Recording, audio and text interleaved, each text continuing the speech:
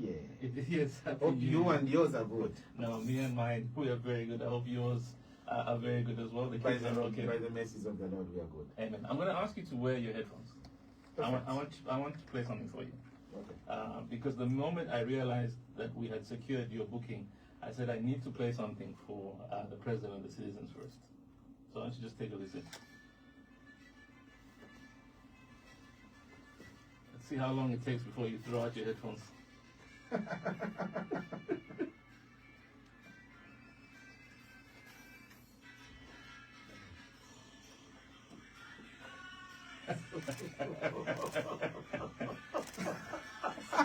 Come on, man.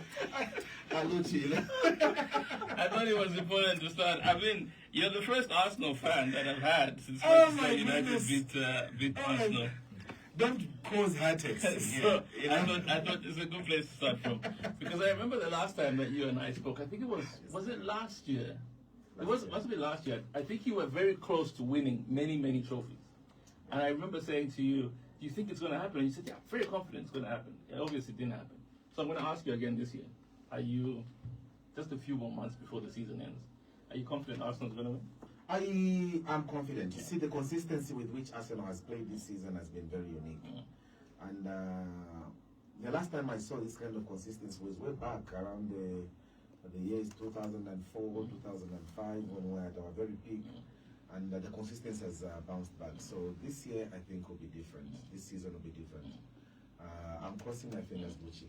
Well, if it happens, I'll be the first one to send you a text in. I believe it's in August, because I think the season ends. Actually, in May. No, season ends in May, so I'll be the first one to send you a text. I'm waiting. If it does happen. Let's go. So you've been busy, because again, like I said, our team has been trying to get a hold of your teams, try and secure this booking. I think from early January. You obviously have had a few by-elections, Chawama, Kasama. I just want, very quickly, maybe you can just give me and listeners out there, just your impression of the party's performance in those two by-elections. I will tell you that the party has made tremendous progress. For us, we have cemented our structures by participating in those by-elections. We may not have won and had our mayor or member of parliament in the house, but we have won in several ways. In that, when you recall, in 2021, in Chawama, we only managed to get 200 votes. In the by-election, we got 1,530. So for us, that's a gigantic leap. And we know that going into the elections in August, the situation will be very different, given the fact that the spirit governing a by-election and that governing a general election are variants. The same thing can be said about Kasama, where we only had about 300 votes, and now we had 4,405 votes. That is a gigantic leap, and clearly the people are listening to us, they are listening to our messages, and we just have to keep on pushing. We also are happy, Luchi, that evidently so, in the last two by-elections, I think it has come to the fore that in this country now there's a third force. People have got options. They've got an option. If they can't fall on the two traditional political parties that they have known, there is now a new kid on the block, and that's the CF. That has been out of sweat, and so we are happy that we are going in the general election with numbers accumulating on our side, going in the general election with a lot of enthusiasm to do even better. You and a certain minister, you've been going back and forth. Well, I don't know how much back and forth there has been going, but there've been a couple of shots here and there by one particular, minister, the Minister of Information. He's thrown a couple of things your way. You've thrown a couple of things in the other direction. Do you think that's a sign that, like you said, that the third force is in the back of certain people's minds, and it does worry them a little? Yeah, I think so. I think they are getting worried and they're getting very anxious about it all. Clearly, they have seen that the Citizens First is on the rise. The people are paying attention to us more often than not. And so when I see the Honorable Minister of Information trying to demean me and the CF, it doesn't worry me at all. It just shows that we have caught the attention of the powers that be. And they have realized that they no longer can be in the comfort zone. I mean, why would you be talking about something that is not important? Why would you be throwing stones at a tree without fruits? Definitely it's because the fruits are blossoming and there's jealous all over. So it is as MC Wabwino-san, a PhD, bring him down. But that's not working. Okay. I also want to ask you about alliances, because obviously I was telling one presidential candidate for another political party. I was saying that alliances seems to be the buzzword, and has been the buzzword over the past 3-4 years. Going into the election in August, are you standing on your own, or is there still a conversation that maybe you're having with others to say, listen, maybe we can just all form together and just have one candidate rather than having a very segmented field? I will tell you for a fact that the Citizens First has always believed that there is unity in numbers, there is unity in diversity, but we have been in alliances before, as you know, which we were in UCA. In fact, ourselves, President Savoy Mboela and others were about the first ones that started UCA with the late President Edgar Lungu. UCA did not work. After spending 1 year, 3 months in there, we realized that the growth trajectory of our party had gone down. And we said maybe it's high time that we should focus on building our party and seeing how well we can harness it. Like you've seen, we are making tremendous growth as a political party. Now, we believe that alliances should work, but these are mutual alliances that should operate.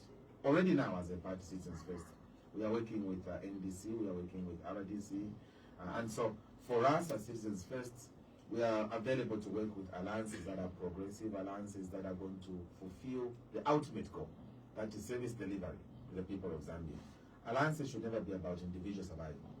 It should be about service delivery to the people of Zambia. And that's why, having been in UCA, and having had experience coming from the past with the interaction we have with other opposition parties, we now know that we have to be very careful and tread very carefully as we go in, because we are remaining with, strictly speaking, only 5 months before the election. Yeah, it's wonderful. So 5 months before the election, a lot of people would like to hear from political parties whether it's alternative views, alternative policies that they have if they do take over office. And that's one of the things that I want to talk to you about this morning. Beginning first of all, so if we look back, where there's a lot of debt in this country, and because of that debt, there are things that need to be done. We find ourselves in a situation now where there has been some forgiveness of some of this debt.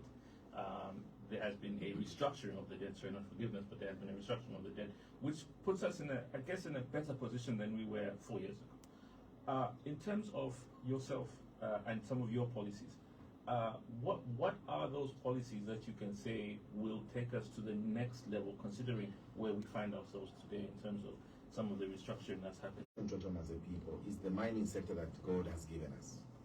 The mines, if properly harnessed, can answer a lot of challenges that Zambia is going through. But I think we've been lazy dealing with the mining sector.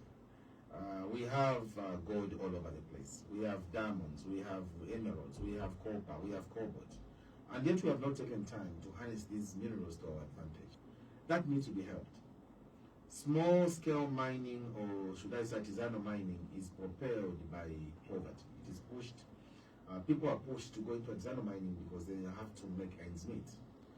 But when you go in the bush, because it requires you to stay in the bush a lot, and when you go in the bush for some time, then you all of a sudden you are called an illegal miner. I mean, it demotivates the citizenry.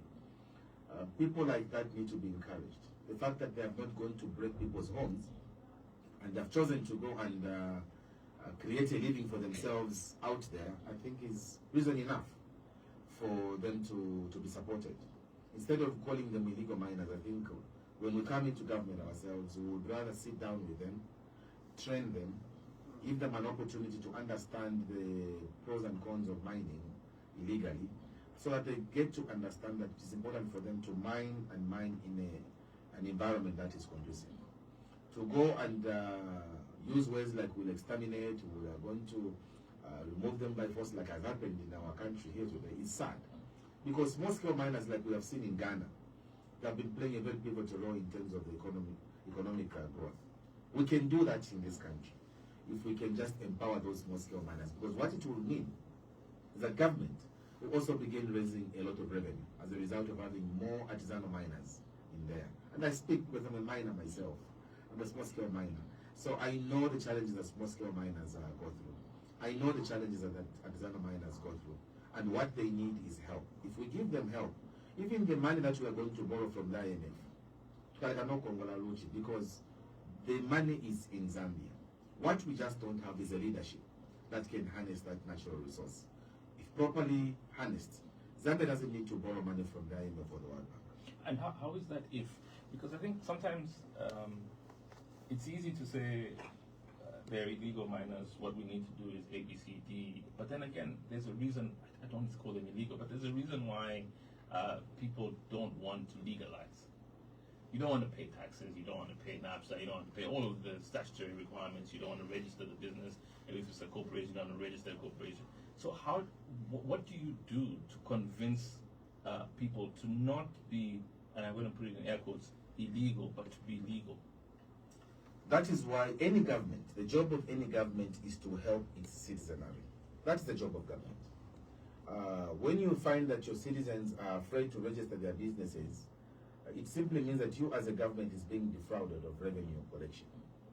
Why are people not trying to register their businesses? Because probably the environment is prohibiting. The taxes are beyond the roof and they can't afford it. That is why it is important for government to ensure that they create an enabling environment. Mark the word enabling environment. If the environment is enabling, it will be easy for those small-scale miners to go in and register their businesses. Look, you discover gold in Mufumbo.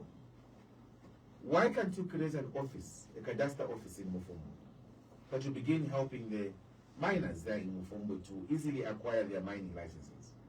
But they have to travel all the way from Lusaka to bring papers here and get the natural resources there. These are things that we intend to change when we come into government. As you and I are speaking, there is gold at Kasenseli in Monilonga. There is gold in Mufumbo. There is gold in Impika. There is gold almost everywhere now. We talk about there is gold. We should have a Ministry of Mines being flexible, decentralized, and go and help their people. Because our people have found the process of getting registered also sometimes very cumbersome. The bureaucracy involved in getting your mining license, your artisanal license, is so bureaucratic. But government can make it easy for them. You make it easy. Once you make it easy for them, they are going to get those papers and they are going to start paying the taxes that you want them to pay. But they will not pay those taxes because when one is in Mufumbo and thinks of traveling to Lusaka, the money they will spend, apanga naya, Jeff Lusaka, but when the Ministry of Mines is hands-on, what are they doing in Lusaka? Just issuing press statements. I think they have to be serious. They have to go on the ground, collect the much-needed revenue, support our local people that have used the initiative, who have been driven by poverty and lack, to go and camp in the bush so that they can begin raising that revenue to keep their families. Government has to support initiatives, not stifle initiatives. That is the problem that we have now. So yes, it's a good gesture that government can try to go and get money from the IMF and the World Bank. Those multilateral institutions will not take you out of poverty. They will sustain you to continue running your affairs, but getting out of poverty is a question of making sure that you value add your resources.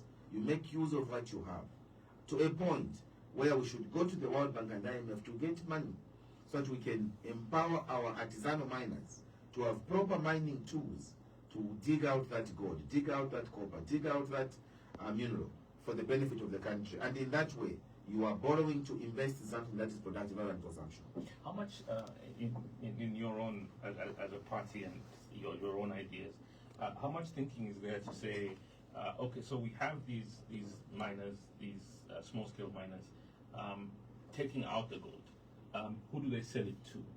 Because I've heard people say this, that sometimes you find in some of these areas, and they always reference the DRC, that sometimes you find you have these illegal buyers of minerals who end up in these locations buying minerals off the small-scale farmers, off the small-scale miners, and then that revenue doesn't end up in government. It goes straight to briefcases, into a plane, and off it goes. So how much thinking are you putting as a party and as yourself to say, how do we fix that particular angle? As CF, we have said that the best way to help the artisanal miners and small-scale miners is to make the market readily available. How do you do it? It's like the way government has been dealing with the Food Reserve Agency. You know, there's ready market for a farmer growing maize in Choma, in Kabwe, and so on and so forth. It should be the same with our artisanal miners, because you see they struggle and they're being exploited. Zambia can be a very rich country, but I think the strategy with which we are buying minerals is not safeguarded. If they have ready market, government begins buying through agents, you know.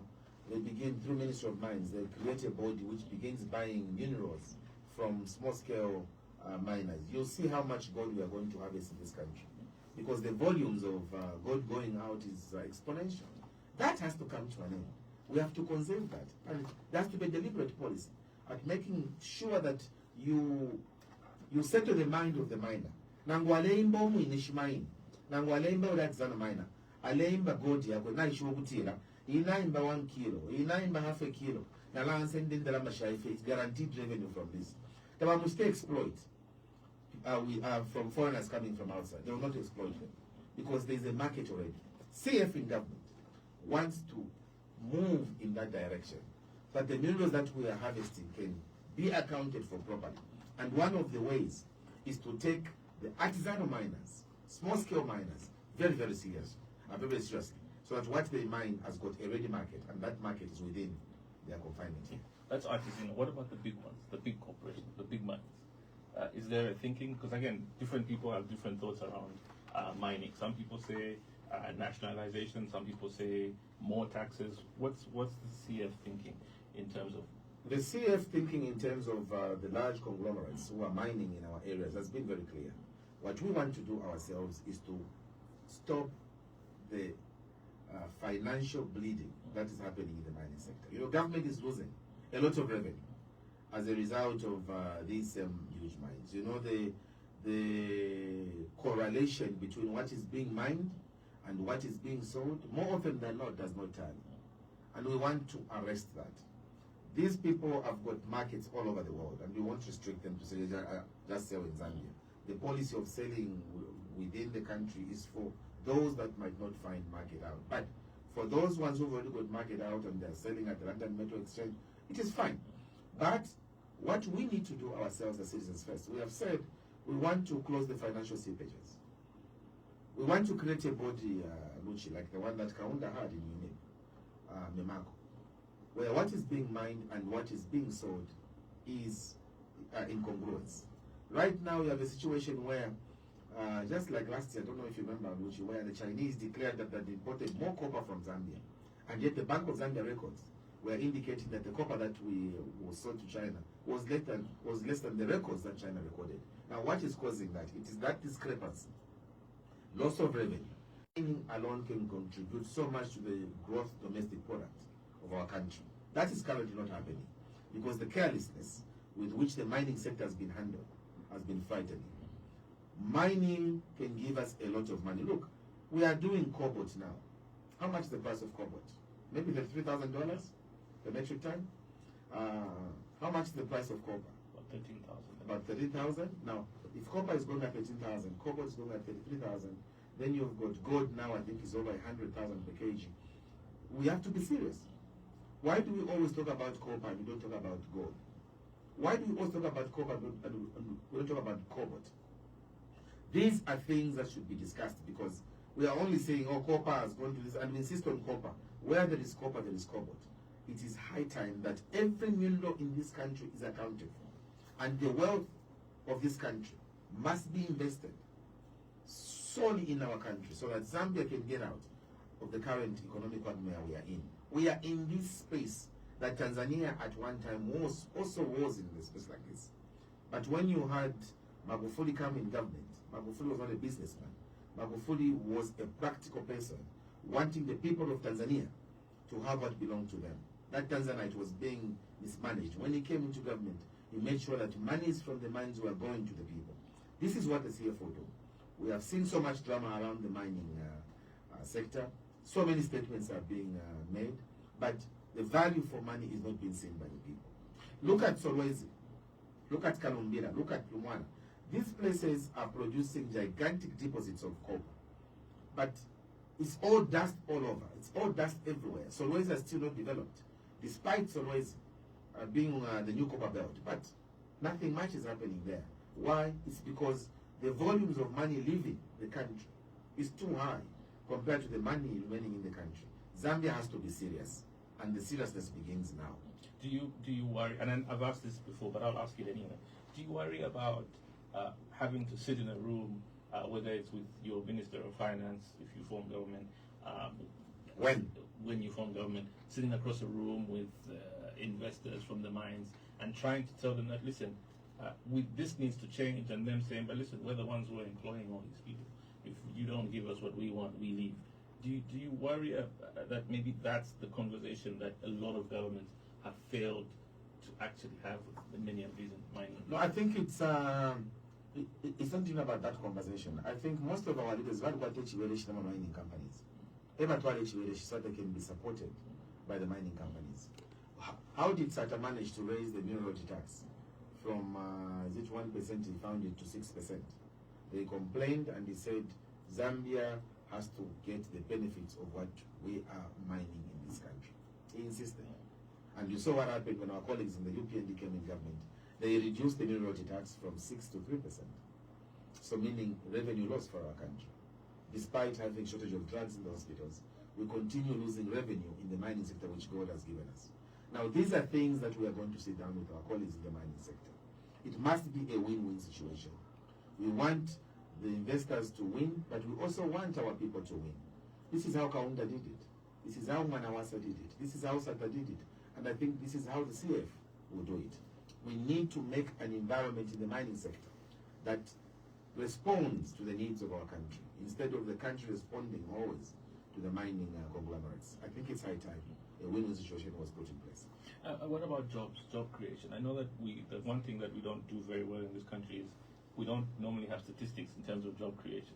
We have statistics on the cost of living, we have inflation statistics and all of those, but we rarely ever get actual statistics in terms of how many jobs have been created on a year-to-year. What's the CF's plan of getting mopping up many people that are graduating from many schools and having jobs? The truth of the matter is that you're not going to create jobs in this country if you don't go industrialization, if you don't industrialize. Because what is happening in our country is that we are shipping jobs outside and we are not helping our local people here. When you begin exporting raw copper like we are doing, the value addition is happening outside our borders. And it is from there, when they're doing value addition, that jobs are being created. The CF believes that Chirindawa Bamba no Wakanyaku Inyakani, charity begins at home. So we believe that we are going to make sure ourselves that we begin value addition. And it will begin as soon as we get into government. People ask a question, no, but how will you do it? You cannot industrialize with limited energy like we have now.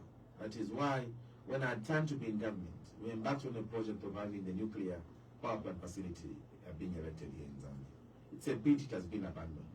The CF in government will begin immediately, in earnest, to ensure that the nuclear power plant facility is completed, and the memorandum of understanding that was done between the Russian Federation and the Republic of Zambia is enhanced and enforced, so that immediately we begin seeing power in this country. Once we do that, we are going to stop exporting copper and then importing bullets from China. We have to see whether we can continue making bullets from Perpetual, as it was before in Serengeti, or we find another place where we can begin making our own bullets and begin exporting them to the region. Zambia is a member of SADC with a population of about 500 million people. Zambia is a member of the Great Lakes region, about 300 million people. Zambia is a member of COMESA, 450 million. So when you put these populations together, these are populations that are speaking to a market that Zambia can use. We want to use that market to supply what we can value add here. We have got Mukola tree here. We don't even use the benefits of Mukola tree. Logs are going every day outside the country to China. We have to stop that. We have to ensure that we begin value adding. We want technology from China. We want them to come in here, go into Kasempa where we've got a lot of Mukula trees, and begin value adding there. We know that there are so many artifacts that can come from Mukula tree. We also know the medicinal value of antiretroviral drugs from Mukula tree. We know the buds for guns are coming from Mukula tree.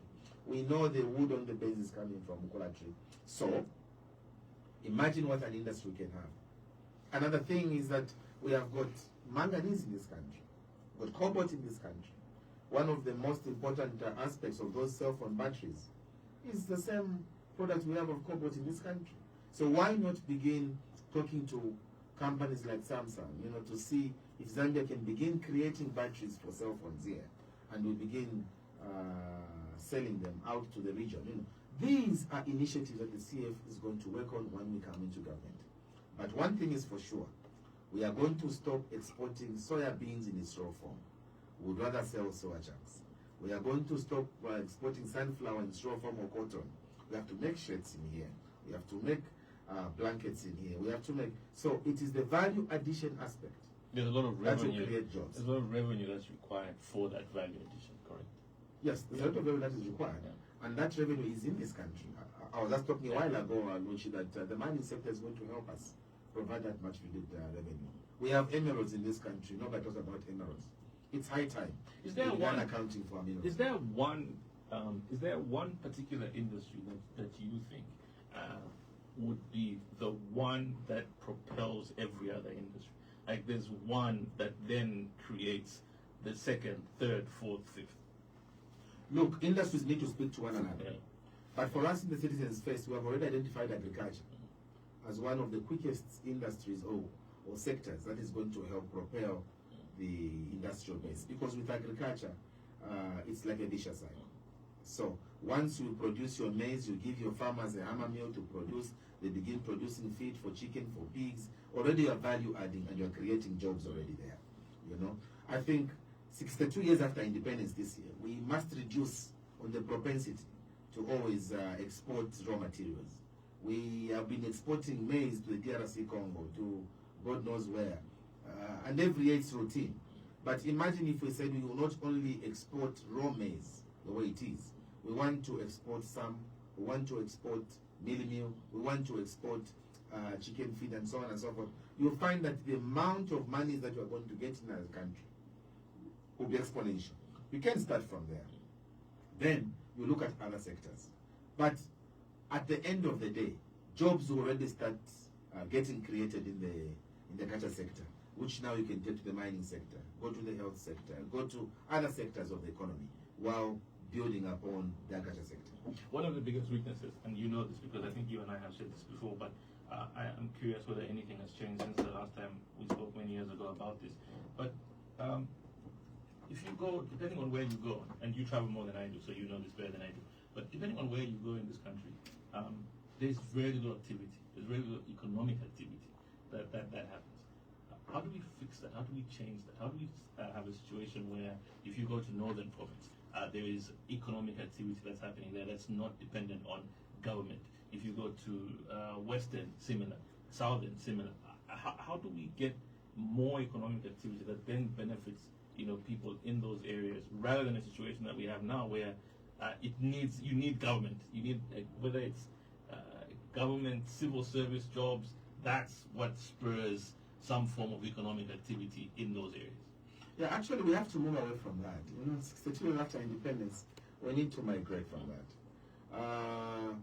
Dr. Kaunda, I was very serious on issues of research and development, and the CF equally is serious on research and development. It is important to know that each area in this country can do some good economic activity for ourselves. And then that is how now you begin developing your country. That's how China did it. I mean, that's the model China used. And Zambia adopted that the Chinese model during the Kaunda time, to develop industries in the various districts. I think the CF believes that that is the way to go. There is a lot that should happen in Impika, but it's not happening now. Why? Because the concentration is probably just in Lumwana, just doing the copper there. But it doesn't mean that what is happening in Impika, when they discover their gold, I think somehow we should have made sure that we have these well-known people that have made it in the mining sector. businesses that can go in there. The Zambians, I'm sure, who would have been recruited to go and run or manage and see how they can properly harness those areas instead of just leaving it like that, and then now you start removing people from that illegal miners. Had it been properly planned and managed, we would not even be calling our own people illegal miners. So the CFN government will want to ensure that we understand what is it that is in Kalomo. Kalomo is good for ranching. We have to develop and invest in that. And that's why the private players, America has been developed not by governments, and they're fronting people to do that. That is being crooked.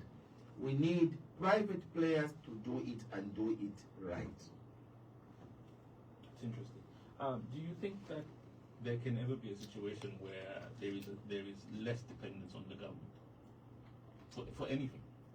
Of course. Yeah. Of course, Luchi. Because at the moment it feels like if you don't have a government connection, if you don't have government support, then your business will flounder. It is the way government has done it. That is why we have said ourselves that we have to move away from the UPND model of unless you supported us, you voted for us, you're not going to get a business. CFN government has said businessmen and women are non-partisan. Businessmen and women do not belong to any political party. They only belong to their money-spinning ventures. That's what they belong.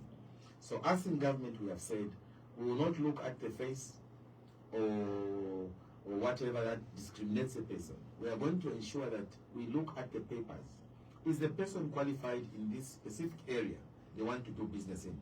Last night I was on Prime TV and I was telling them that CF in government will make sure that a business contract of $20 million and below will not be given to any outsider.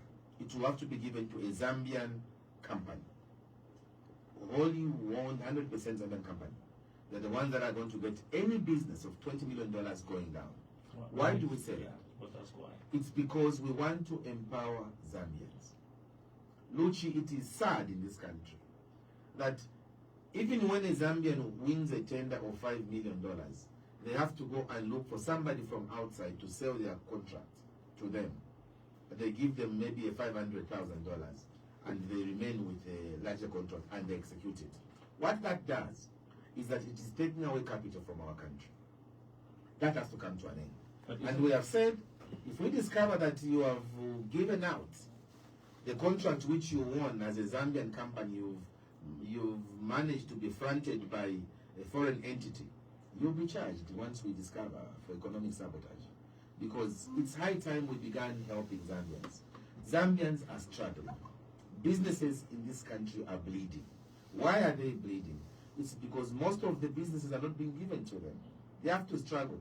Even when you supply Kuma prisons in the law, you supply your beans, you supply your whatever, Kuma prisons. Actually,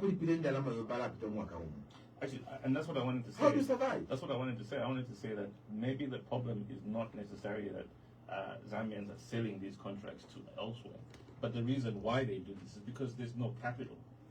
If I win a tender, for example, at the moment, if I win a tender, how much capacity do I have to first of all supply? I don't have capacity. I need to go to a bank and say, listen, give me the funds. Or I need to, and then when I get this, I then have to hope that you as government pays me on time, so then I can pay this loan. And that's how many suppliers, function.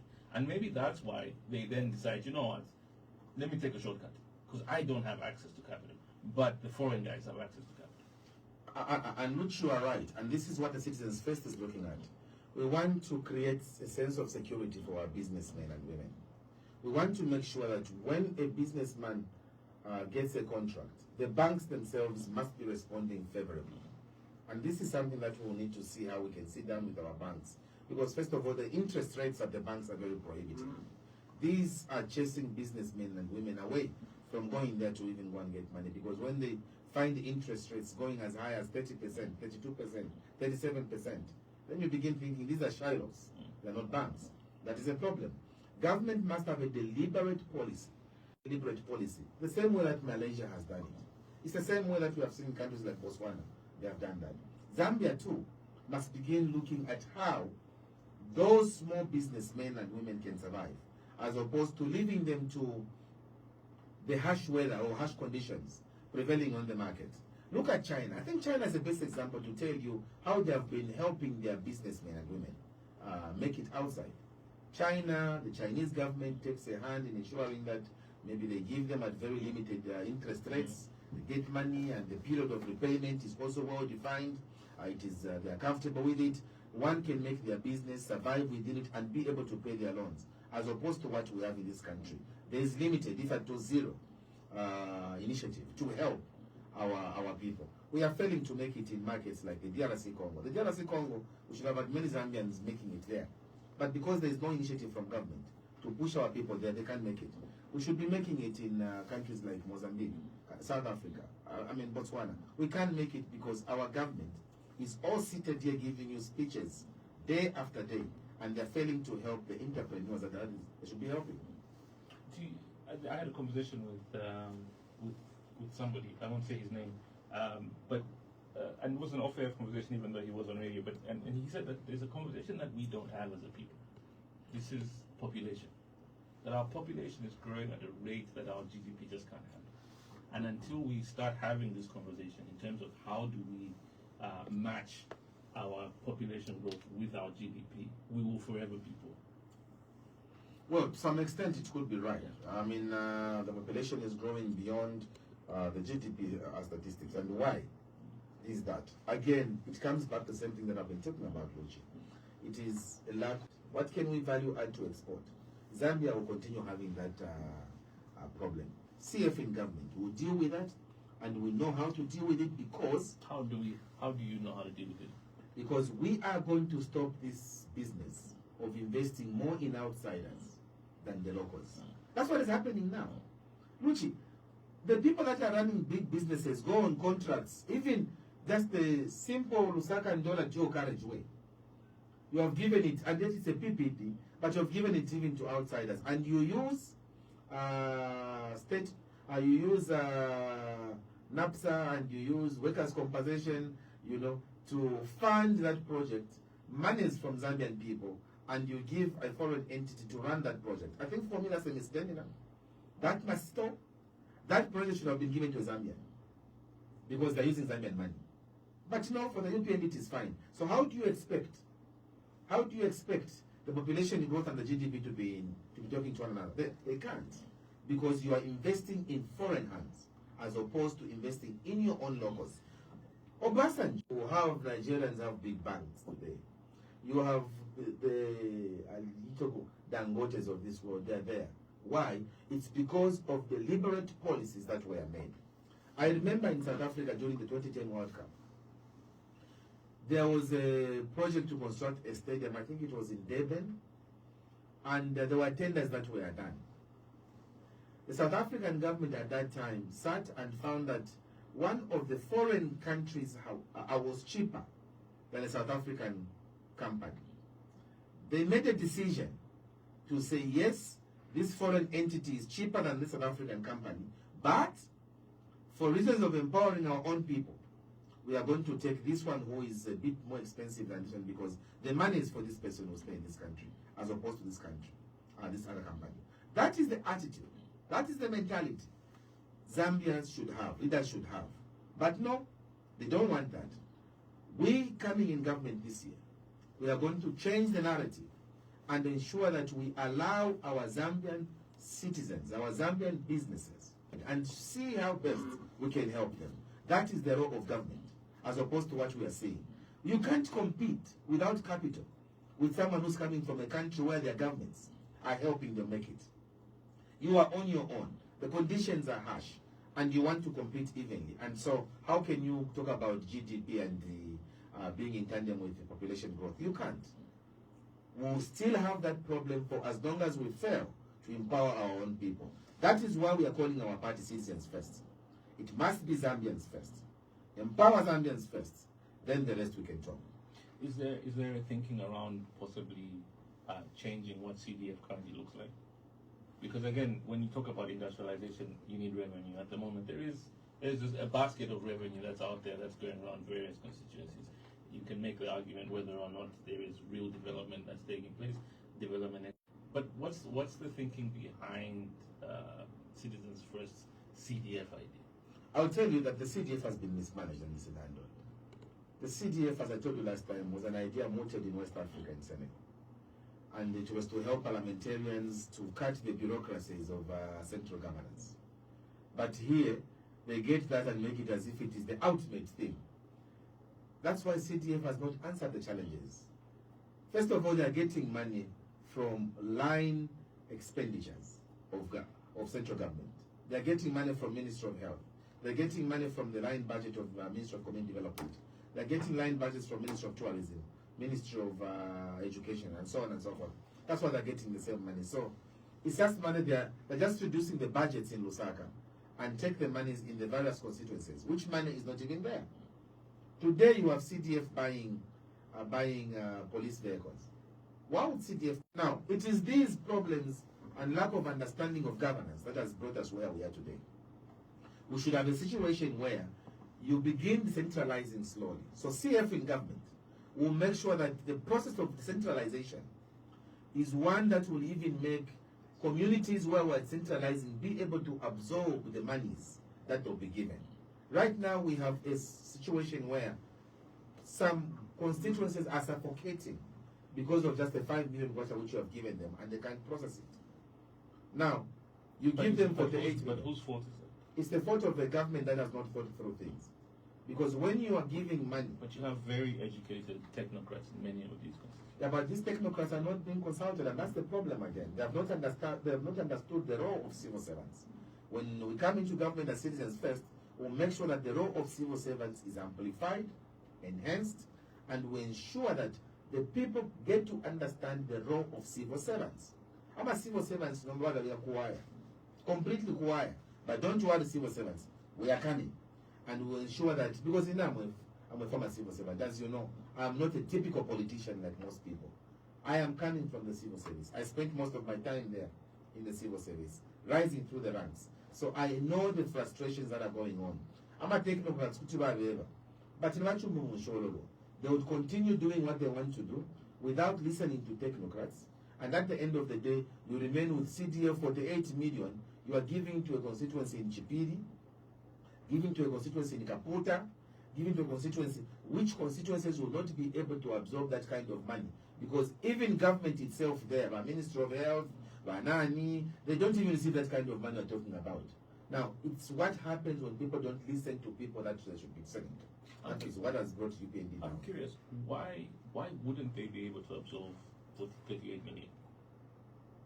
First of all, so here's the thing. I say that for 4 years now, we're going into year 5, or we are in year 5 of CDM. I always say that we should have been seeing big development. That's where I argue with development people. I always say that if you take that amount of money over the past 4 years, you throw it in my constituency in Monze, I should be able to see it when I go there.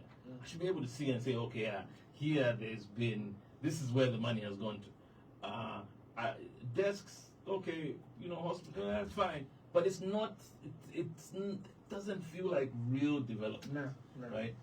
And then I wonder, when you say now that they don't absorb this money, I think, but wait, why are they not absorbing it? They can't absorb it because they don't know what to do with it? No. Is it because you in Lusaka should be telling them, listen, rather than the situation you have now, which is that they decide what they bring, it should be us in Lusaka saying, do this development. In fact, Lutz, let me tell you what happens on CDF. In fact, CDF, it has been compartmentalized. They have told them, for this sector you can spend this. For this you can spend this. For this you can spend this. For this you can spend this. For loans it's this. For education it is this. So all the monies have been, they have already told them on how to spend. From where? From Ministry of Local Government, which is Lusaka. Now, if you are talking about decentralization, you should have allowed the locals there to spend the way they understand and interpret the environment. That is not happening. Decentralization requires enhancement of the local community. That is not happening because they can't use the money in that fashion because they've already given them guidelines from Lusaka. That is not decentralization. And you asked me a question: why can't they absorb the money? They can't absorb the money because, first of all, they don't have the infrastructure to absorb that money. Who is at a constituency office? Who is there? It is a guard, the secretary, and the personal assistant to member of parliament. Now the councils are helping them. How many members of staff do you have at the council? Because when you go to a district like Kasama, where I'm coming from, you've got Lukasha and received 48 million. You've got Kasama Central received 48 million. So in all they've got about under 6 million kwacha. Now tell me, how are they going now to start? And how many officers do you have at the council? Or you have about 8 of them. The 8 of them are required to now sit, plan and execute.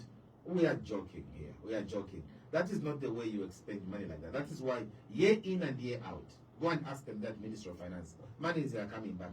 Just in December, monies were going back, if at all there was even money, because what we have come to understand about this CDF, of our colleagues, the UPND, it is money on paper. Practically, they have received 5 billion. Ask them when you invite them here.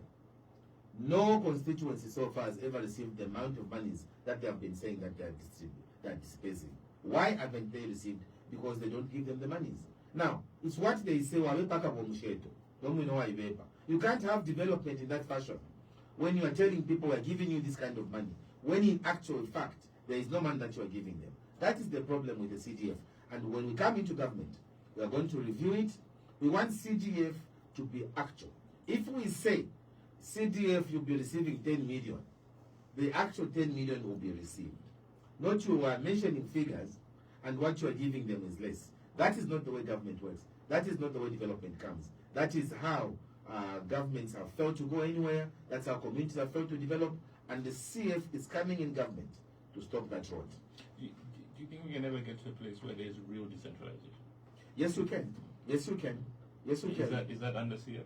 The CF will make sure that we begin centralization. Because real decentralization is similar to what they have, although it's a state system, but it's similar to what similar to what they have in the US. States, where states decide, provinces should be able to decide what we do with the funds that are given to us, or what that the province makes.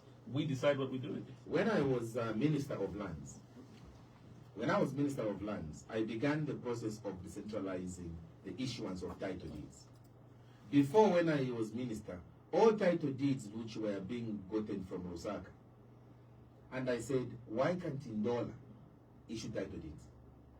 No, because we have said we are going to transfer staff from here. Let them go and be based in Ndola. Under my watch, we began giving out title deeds in Ndola.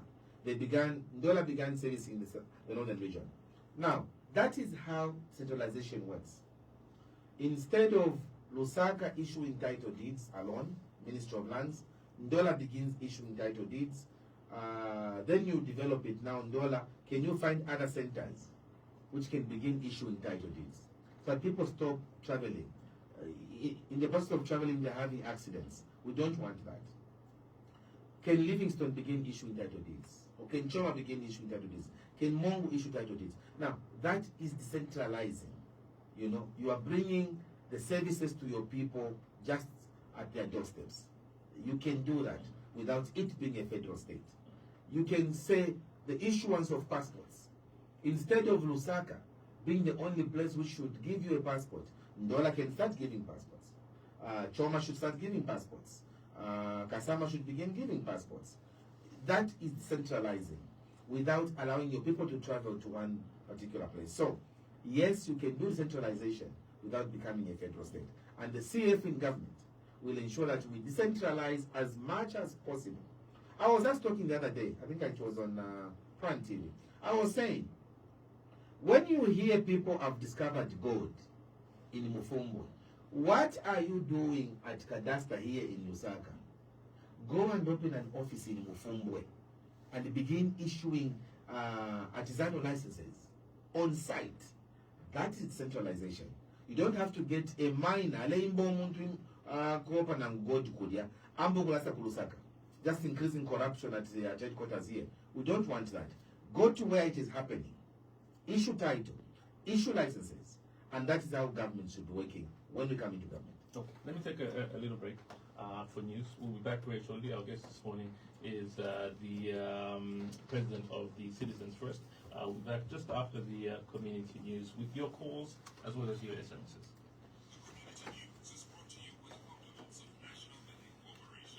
National Milling Corporation, Zambia's pride nationwide.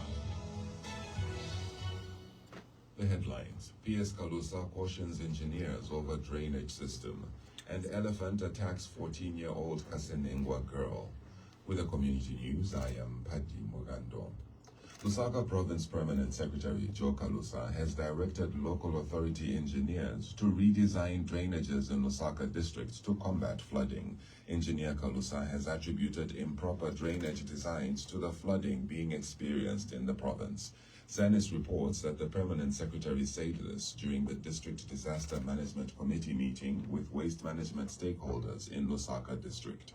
Engineer Kalusa also stressed making available funding for waste management firms in order for them to operate effectively, and cautioned waste management companies to handle duties efficiently. The Lusaka Province Permanent Secretary also directed the local authority to monitor waste management companies closely. A 14-year-old girl of Kasenengwa district in the Eastern Province is nursing injuries at Chipata Central Hospital after being attacked by a stray elephant. Confirming the matter to Zanis in Chipata yesterday, Eastern Province Police Commanding Officer Robertson Mwemba said the victim sustained a deep cut on the right thigh and body pains. Mr. Mwemba revealed that his office received information about a stray elephant last week, and that officers from the Department of National Parks and Wildlife were engaged. He explained that the victim was rescued by community members who heard noises and rushed to the scene, adding that the juvenile was operated on at Chipata Central Hospital when taken for medical examination, and that her condition is currently stable. To end the community news, the headlines once again. PS Kalusa cautions engineers over drainage system, and elephant attacks 14-year-old Kasenengwa girl. Ends the community news. Keep listening to Let the People Talk. The community news was brought to you with the compliments of National Milling Corporation. National Milling Corporation, Zambia's pride nationwide. Mtala na mvela tumzimai wapaka ntemba vuta. Vuta cha? Ati vantu vachitu tantama mtala. Vinangu vachitu pakinga mamotoka. Na matai pa mkosi sofu. Wavuta na chia ni mzimai. Vitumbuwa vameni. Wanzake munga siwa lipoka. Ilona munga ni makwara. Vogwila gwila vachiboy. Ndava vachiamu. Imwe boza.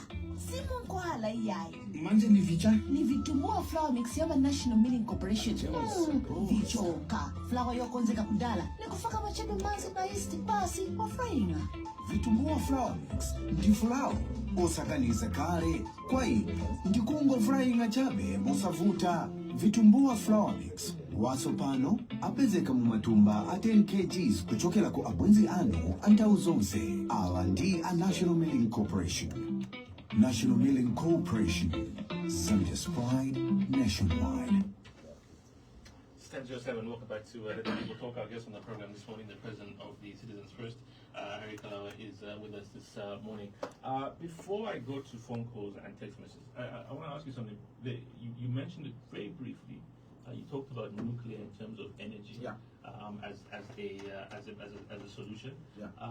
But at the moment, I don't know if you've seen this, but at the moment there is a huge conversation that people are having about, number one, how much units of electricity are going, and how fast they're depleting. Does that worry you? Does that concern you? Just how much people are buying electricity? I'm a light na dola which. I'm a light na dola. Watch time a light 100 kwacha. You only get maybe about 20 or 25. No, actually, you should get more. Yeah, but I don't have the exact. I have the exact. I bought electricity today in the morning. So 100, how much? I bought for 200. I got 213 units. So it looks like the ones who are buying for anything less than 200, you will be able to get at least 200, unless it's. But also at the beginning of the month. Yes, at the beginning. Which yes. In, but after. But it's the ones who are buying for. I'll give you an example. I want to be practical. I'll give you an example. I was at my sister's house yesterday. It was her first purchase of electricity yesterday. Because there are a few pumps in the yard, so she bought electricity for 3,000 kwacha. I thought it would be a lot more. It was 900 units, and I thought that is excessive. It's very expensive. That is excessive. Very, very expensive, and it's because the government, as you know, they increased the tariffs for electricity last time, and they increased at a time when citizens did not even have power. Now they have given you power, which that with which that withheld for some time, and it's like Sumotami Pelamalite. Somehow they are saying, well, I'm Pelamalite, but well, I'm Panica. You know, you don't do that. The cost of electricity has just become very expensive. Because salaries are not increasing. The civil servants up to now, as one are speaking, they have not seen any increment in the salaries. So it is things like this that we're talking about. That's why we need to come in and provide solutions to this problem. But is that the devil? Is that the devil of cost-reflective tariffs that many people are talking about? It is. They are saying it's cost-reflective tariffs were the cheapest in the region, and therefore we needed to be like other regions. I mean, how do you govern a country like that? The job of government is to ensure that they provide relief to their people, and one of the ways to provide relief is for government to ensure that they bring down the cost of electricity as much as they should. But no, they have said we have to make them cost reflective, and yet they are busy giving mining incentives, tax incentives, tax holidays to mining conglomerates in the mining sector. It is this discrepancy I'm talking about. They just don't care about the ordinary people. Abantu balechula, and you can pay them 200 luchi, and then you get them units. 3,000. You get them units 900, and that's at the beginning of the month. Let them again buy 3,000, and you see how many units they'll get. It is basically robbing your own citizens, and this has to be looked at. So is the thinking at the moment, because this might be new thinking, I don't know whether you've sat down to think about this, but is the thinking from CF to say when we come in, we might have to have a conversation about the cost reflectiveness of this? Definitely. And making it, what is it, subsidizing? I mean, you have to make it affordable. It's the job of government. So is it subsidizing? Yeah, you subsidize it, and you have to do that so that your people can at least make it manageable. But when you say it is cost reflective, of course I understand. Somebody will call here and tell you that, look, ZESCO has got a lot of they've got a lot of debt, obligations that they need to service, and that it's by us paying cost reflective tariffs that will make ZESCO afloat, and that without doing that ZESCO will be underperforming and what. But first of all, what you should understand, why was ZESCO created in the first place? It was created to provide a service to the people of Zambia. There was a time we were not even paying anything for this ZESCO. Then we began paying. And then there was a time we used to, first of all, they would give you power, and then you pay at the month end. And now they changed that. Now it is, you pay and then it will show. But now, they have exposed us to harsh conditions of Amalite. This thing has to be addressed. This thing has to be dealt with. We come in government, we'll deal with it aggressively so, and make people have electricity for real. Not what is happening. Can you pay Amalite, but on the other hand, at Remy Poker, using it for tariffs. Can you ever have a successful country where you, especially in Africa, where you subsidize quite a bit? Because I know the next thing will be, okay, what about mini-mill? The plan also might be subsidizing, because the price will never come down if you leave it to the market. Fuel as well. You don't subsidize mini-mill, Luchi. You subsidize production. It is on production that you work on. You leave the end product alone. But make sure that the farmers, as they get their fertilizer, they're getting it cheaper. Make sure that the farmers, as they're getting their seed, they're getting it cheaper. And how do they get it cheaper? You have to look at the fuel. How much are they selling? How much are we buying this fuel? How can we work on the fuel structure to make sure that we deal with, evidently, the price of mini-mill, which keeps on escalating? That is how you deal with those things. Now, it's the same with electricity. This electricity thing, you just cannot leave it the way it is. You have to deal with it. Call it subsidizing, whatever word you have to use. It is the job of government. And show me a country in the world that does not subsidize. Go to the United Arab Emirates. Go to Qatar today. In Qatar, even fuel is almost free.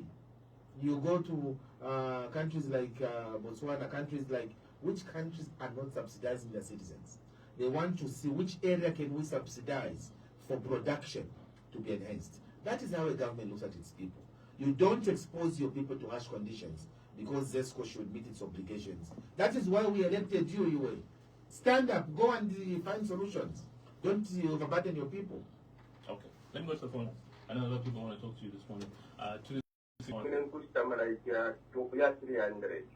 kusampera 180 units.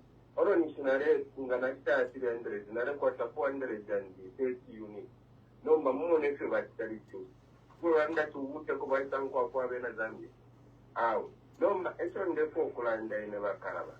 Dakutira, mwema opposition, mutakani. Bantu nga mwalimu nekisha kumile kumani. Bali birama bodi. Ana abantu balelo le chato. Ubute kubaita nkuiba mabodi. Kama na by-election yonse tapa bako ba ina Germany. Bai yonse kama by-election ba wina mukuiba. Na ile ne yakuchawama na teku gatinga pe wino ngabaliba. Mwalimu kwali baba Kalaba bifali norobengishe amagos kuri ada nani prayer. Bifali ule tiriramo. Nikwita kwa mwene pwese. So ni pamula ndo kwa tibali mwebere pintu pimo isi wafiri woku kuchita no manasi kosa ekuli okupiba ba isi zetu abalelo eba leta na facilitate Ethiopia isi wamona so nomba mukwa kwa bena Zambia kwa eba letulisha ngemo mulelo ndorwe kwa papata tufunye po uuteko kwa papata kwa mkwa kwa bena Zambia mukwe pusha imola president kena mumwalaba ma president abakula ngusura toire imo ku people bantu ba president bafuna bare isura ma hospitals bafuna bare isura ma clinic bafuna bare pangi president na parti Mr. Mishek, your line is fading off, but thank you very much. I think we get the question. Thank you very much. Hello, good morning. Good morning. What's your name, sir? Mr. Ntele. Okay, Mr. Ntele, go ahead. President Kalaba, good morning. Good morning, sir. Thank you, Mr. Ntele. I used to call you and you have stopped answering me. Now, quick one. President, I don't know who's supposed to rescue Zambia. Is there an individual as you are, I'm talking about the party. I know that you have been going under difficulties over this situation. Now, Mr. Kalaba, fuel has been reduced, electricity has gone up. I don't know what scenario they are using in Egypt. Now, my big question is this, Mr. Kalaba. You know, I'm not clear about our president.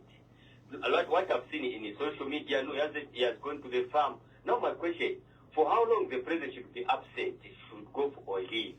Eh? We have to know that, no, I know that somebody can go for 7 days, 21 days. He has been out for so many times. And is it advised of the president operating to another country? I know that he has to go countrywide. I've been told that he has eaten the farm. I don't know whether it's back or how true is it. Now, my question, Makalaba, why can't you just, you know, in a few months, people are crying that background about now, but leadership, there's a lot of language. So, as it is, I know maybe it can be the last day to stand on the Phoenix.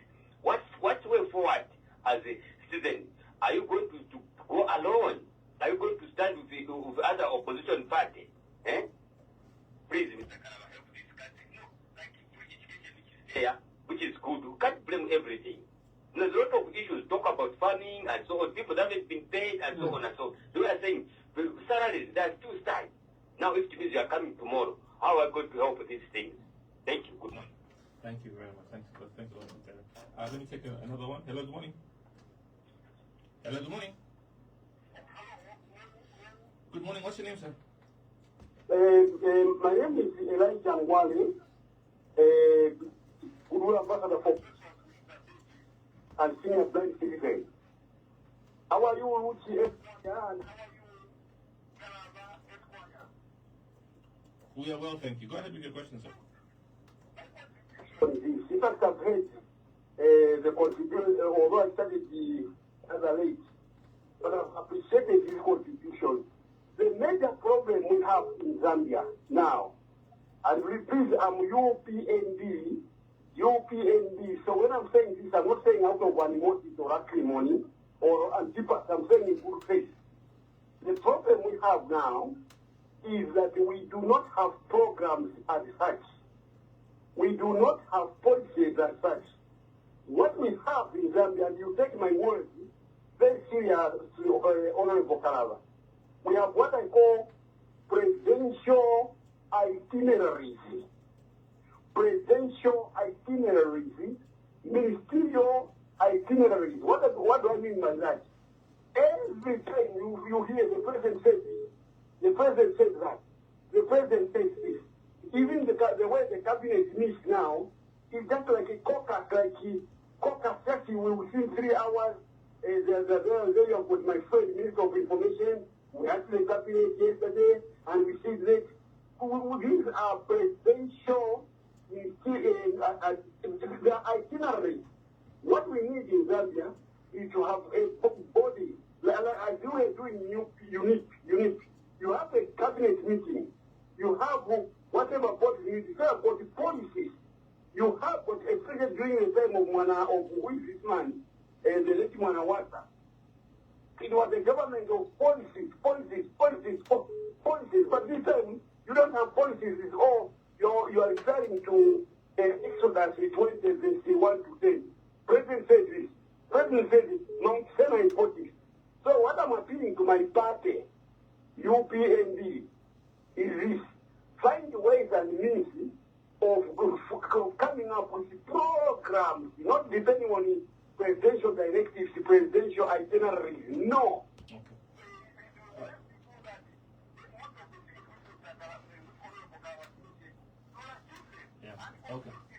Okay, Professor Ngwale, thank you very much. Again, I think we get the question. Do you want to quickly respond? There are three. I'll let you respond. I can remind you of some of them if you want. I think for Professor Ngwale, I think there's nothing I can say because it's not directed to me. It's directed to his party. But sorry, no, but actually there is. I think there might be. So let me rephrase it for him. This thing about there not being policies. Do you think, if you look back at the past 4 years, would you say that there's been way more conversations, way more talk than there have been actual policies that can then help the people? Well, first of all, whatever the president says is policy. Okay. That is the position of cabinet. Okay. Whatever the president pronounces becomes policy. But there's lack of activity. But there's lack of implementation. Okay. Typical. I think what Mr. Ngwale was failing to tell the Zambian people is that Mr. Ichilema is just talking the talk, and there is no action happening. So Mr. Ngwale, I think that's what he wanted to say. The UPND is full of talk and no action. That is why you see that things are just in overdrive. Things are happening on their own, no pilots. It's just on its own, autopilot. And that's the problem that we have in the country now. You need a leader that is firm, that is strong, a leader that knows how to navigate issues, as opposed to the playing we are seeing around here. Mr. Ntele says I don't pick up his calls. I don't remember, Mr. Ntele. Please, after the program, you are free to call me, sir. I will definitely pick up your call. I've got no reason not to pick your call. You've raised the issue of Mr. Ntele was talking about. He's talking about leave. Among other things, how long should the president go on leave? How long should the president and go he on mentioned leave farmers and farmers not being paid on time. Yeah, in fact, Mr. Taylor wanted to deal with the issue of farmers. I think Mr. Ichilema has made a mockery of our farmers. He has never taken our farmers seriously. Because if he did, he would not have found money for Bill 7. And he doesn't find money for our farmers. This is a mockery to our farmers, and you can't grow farming in that particular, with that particular attitude. If Dr. Kaunda, who ruled this country for 27 years, was managing farming the way Mr. Kainde Ichilema is managing farming, Kaunda would not have stayed for 27 years. The Zambians will not allow Ichilema to go beyond August this year, because they have seen his behavior. It is one that is not promoting farming. If there is a community, today as you and I are speaking, my farmers, my young drivers, my taxi and bus drivers, but they are neglected. Nobody is there to speak for them. And that is why we as CF are coming on board to ensure that dignity to a farmer is restored. The FRA is under instruction. Once you buy maize, and I want to say this at the expense of sounding like a broken rocket, the FRA today, the following day, because whatever maize you are getting, you should have the money. People should not be able to wait for 6 months, 3 months, and now it's becoming a norm that you have to wait for 1 year, you have to wait for 6 months, 7 months before you get your money. That is not right. But it's been a norm that for a is long robbing. time, hasn't it? I'm saying it should not be a norm. Okay. That is robbing our people. that is discouraging farming. That's why a lot of people are shunning farming, because farming is very intensive. I'm a farmer myself, Roger. I understand what it entails. Farming is capital intensive, labor intensive, and then pakupoka omufundo n'inkondo, pakubyala ni problem, pakushitisha ni problem, pakupokendera ni problem. How can you go in a business like that? That's not the way it ought to be. That is why we have people that have never graduated from being small-scale farmers to commercial farmers. They have remained stagnant year in and year out. Why? Because the environment is harsh for a farmer. CF in government has to change that. The FRA, the way they'll be buying maize will be different. I must scale of affiliate for a scale to buy maize. In other words, Masaka. In other words, there'll be an infinite budget line. Not infinite budget line. What you are buying, you need to pay for it instantly. Instantly. You cannot get people's products. Even in the shop, when you go in the shop, you're buying something. You don't get and say, I'll pay it tomorrow because of government. You get and you pay. That's how you sustain a business. But you know, earlier on, you and I were talking about small-scale businesses suffocating in this country. Yeah. It is this same attitude of government that is killing our farmers. We have to stop it. We have to devise a method of encouraging farming. Otherwise, there's nowhere we're going. Malawi, our neighbors here, Malawi, they are able to look after their farmers. Malawi does not have copper that you have. Malawi is depending on agriculture. That is why today we can grow tobacco, and we're taking it to Malawi for processing. Why?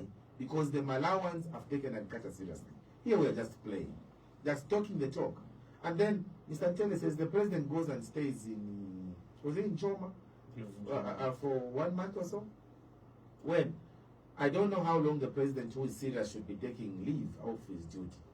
But obviously a month away from office is exaggerated. And the president also should also learn to take holidays elsewhere in the country. He should be finding himself in Mfue. He takes leave there in Mfue. Akaunda was always going there. He can as well go there. You know, he can go on the copper belt. That is why the copper belt is having a problems when say I'm a mining here. First of all, I think he's about the first president who has never known the copper belt. You know, when you look at Kaunda, he understood the copper belt very well. He lived there. You look at Chiluba. Chiluba was a product of the copper belt. You look at Mwanawasa, copper belt. You look at Rupia Banda, his businesses on the copper belt. You look at Vasata, copper belt. So it is only him who has not taken interest in the copper belt, and that is why we have got a lot of problems on the copper belt. Instead of him taking time to be on the copper belt to understand the plight of our miners, he's busy saying we're exterminating the illegal miners from there. That is not the way to look after our mining community. Okay. CF in government will change the narrative. Then the first one, Mr.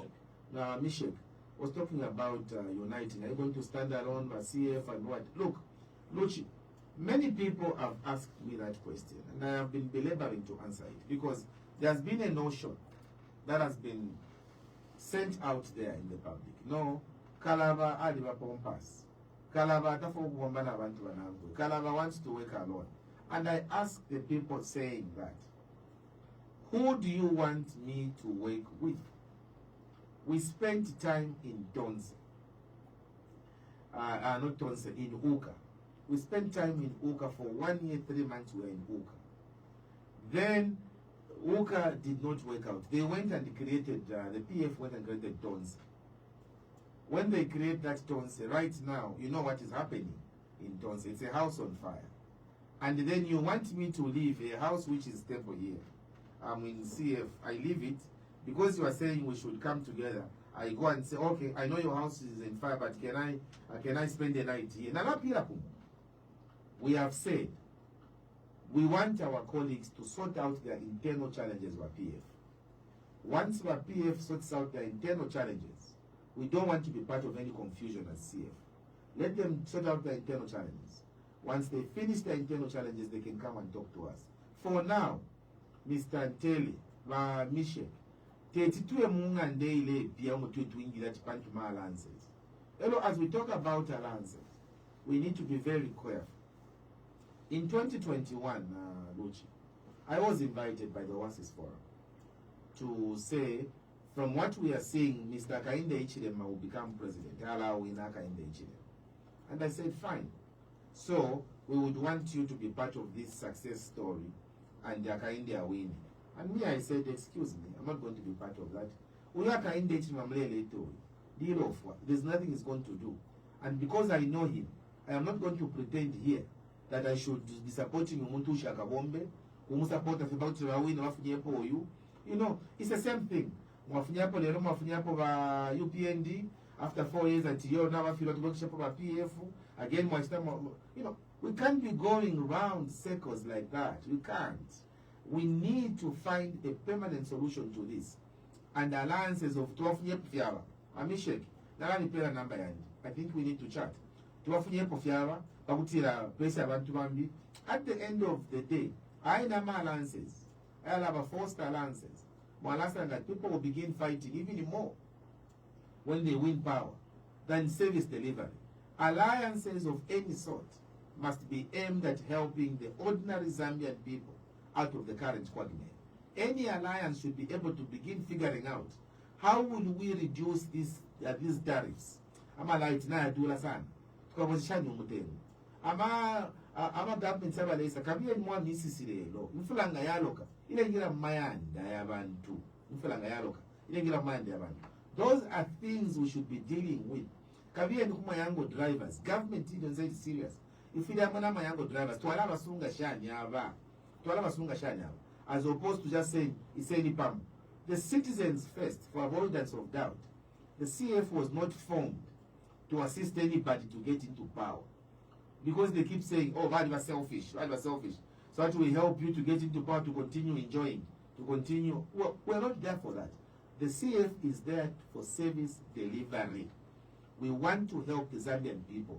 It is for that reason, in case you have forgotten, sir, that is why I resigned as Foreign Affairs Minister, abandoning comfort to say I'll be with the people of Alechula. So, we are not doing things just for purposes of convenience. You do the same regrets and to galap them for fini. You send them you send pamo to Mufunya. Ile lo, abantu start regret. Ufia po balungu. Bala no tell limbe na balungu bali po buino. Balu itwalete. But so na lela and 2020, 2021. Again, I was called names. I was called names, Luchi. Yo, you are selfish. You are power hungry. Just because nakana support aka indech lemelo for mpamba, nakana, apopene, you have any problem. Because na rifimweni. And I don't know how long I have to live in this life. I have to do what is right, and I am happy that the Central Committee of our party is solely in charge of this process, and they will be making evaluations. Which alliances we have to associate ourselves with, and how can we get into government, working with other partners that will focus on alleviating the suffering of the people of Zambia. It should be about the people, not about individual parties. Okay. There's a couple. I want to read a couple of text messages before I go back to the phone lines. Let me start with this. Honorable Kalaba left PF for alleged corruption. What corruption was he talking about, and what strategies is his government going to pursue the fight against corruption? I think I was very clear when I left government. I was very clear. I said the things that are happening now. Our ministers, my ministers, they are employing their own people. They are doing those things. I said I can't be part of that, and I left government. I think I was very clear. People said go and complain to Corruption Commission. I said the Zambian people themselves will see. There were a lot of things that were being discussed at that time, which were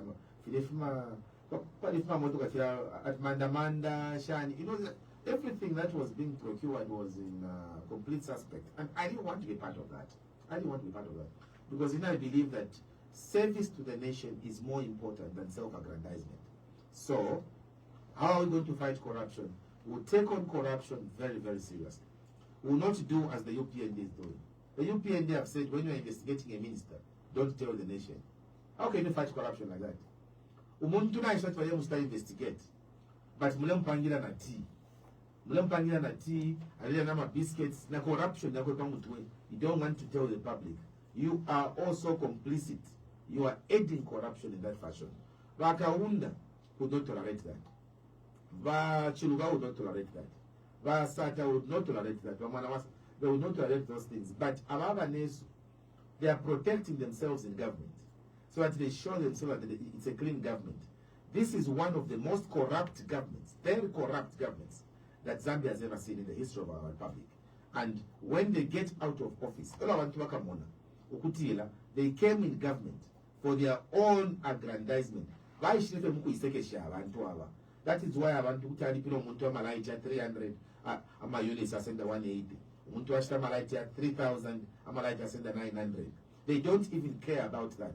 What they care, ma contracts walepoka kuma oil, ma contracts walepoka kuma all government contracts emobali, but that is not the way akusunga abalanda. Mulechusha abantu. That is why 13th August. Mulembe shimo balembe shasunga amafuta skati yenu. Yasunge buno sana. Bakutiramuke says for Harry Kalaba na CF. Another question here from somebody. This is a very good question, by the way. This is from Oscar. Oscar says, who is funding the CF? Is it foreigners or ordinary citizens? I asked this to avoid being captured if he goes into office. Look, that is why the CF has taken time to grow. You know, Luchi, people are saying, you have not done well in Chawama, you have not done well in Kasama. And I looked at them. Luchi, to form a political party from the scratch, build it to where we are now, is not for ordinary mortals. Yadi kakana.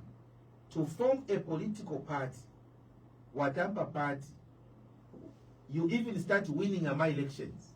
Because as you and I are speaking, we are from winning a by-election some 2 months ago in Mufidi. We won a by-election 3 months ago in Mufidi. And then to Aisa, Kuchawama, where we have had parties who have existed for years. CF need 3 years here. Na Zambia na Ishiva Citizens First. It is not easy. Now, who's funding the Citizens First? This is why our growth has been organic. Because Bantu fear. 1,000 oh, I am a polling agents 1,000 dio. Nana Watuma 5,000 kwacha. Avana Watuma Basata Vekeda Pana over president here is a 2,000 kwacha. You put the monies together and you use it wisely. That is how the Citizens First has grown. Because Muno Zambia and any foreigner, they will not fund a party where they don't think that na equator life. So you can imagine, these people, the owners of the party who have believed in the vision, have sustained it. Yeah, ile mweka noku mweka nomba mkantri Mzambia tukwali wani chichirongani. If you're in Delanda, because ukwema to level of president is one thing. Ukwema okay, iwe ole for president. Panga party yo yapeli tumoni. Panga party yo tumoni how many votes you get in Chawama. But it is easy to say na lafi samina mu UPND or na lafi samina mu PF and then mamo nyokutila. But when they ask you, they isolate you, make your party. Let's see how you are going to perform. Ninkondo, the CF has not been relying on any people that have gone to the Lord. When we are campaigning, we don't rely on Mr. Sata. When we are campaigning, we don't rely on Mr. Edgar Lungu. We rely on our policies. To afia bantu, ukutila ma minibus driver, ifika na chimbui, ifika na maikata. Na tuwaisa wa illegal miners imwe. They are calling you illegal miners. Kalabanga isa, ichochi violation is chapo. The people are getting the message and they are buying in our message. That is why we are growing. So, please, it is the local people who are supporting us. And being captured, is this the time? Ingawa captured. I have a risk. You know what? Money is important. But on the 10 priorities of my life, money does not even appear there. There are much more important things in life. And that is what I think people need to understand. Ukutila, na ifwebe nenga tuwale na yobwali mukasa mamu da bale na yobwali. Ba UPND bali koja mashiko. Bale na yobwali pali ponse. Naba nesu wenu wa FTD, bale na FMAD all over the place. We never had ishiko ifo. Ifo tuwe afya bantu, ifo tuko bashtiranga to Western government. So, our growth remains the way it is. And we are happy that we are being taken seriously for August 13th. 268410978895895. Hello, good morning. Good morning. So what's your name? Kalaba Mawukatani. I am Kala Shugan.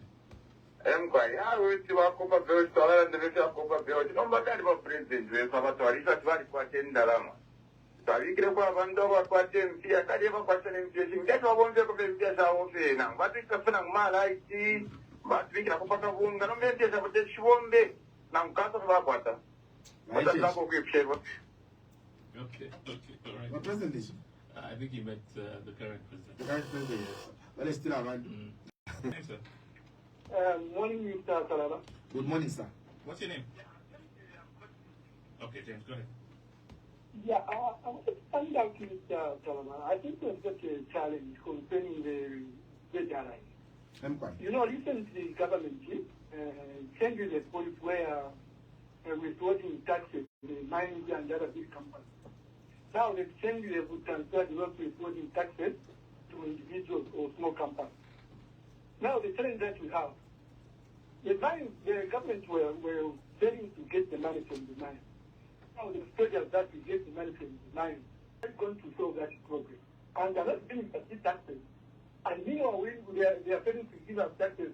In other ways, the big companies will go where we are supplying and the other big companies. There's been a change in policy, ZRA policy, where they are asking the mines to withhold taxes, withholding tax on mines. Him and others supplied Goods. Goods to where normally they'll be able to get this money quickly, but because of this withholding tax issue, they're not able to get this money as quickly as they should. Okay, I have taken note of that issue by, what's his name again? James.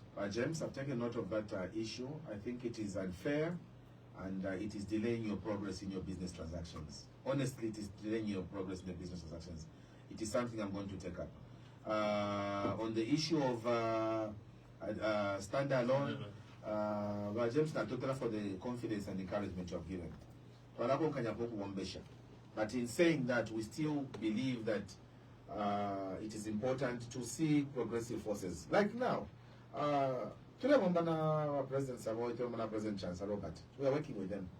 But if we care for all our citizens first, kwenda ne chimwela yo alliance ingene mfe mu alliance what alliance ala to alliance but every alliance have to be scrutinized. Katula ifwaya ife twa Kenya again ife tule wekela ukabidi ife ndifimwe fa automatic ife wombe ife tule patikisha futi will regret. Like spell example in 2021 wakaenda ichile man parade opano na ali bakanina tawe imweta mulingire tetumo wombe uyo muri mwa president ulusapato wakulisha. Here's two questions from someone via the text. First of all, what's your take on the village concept?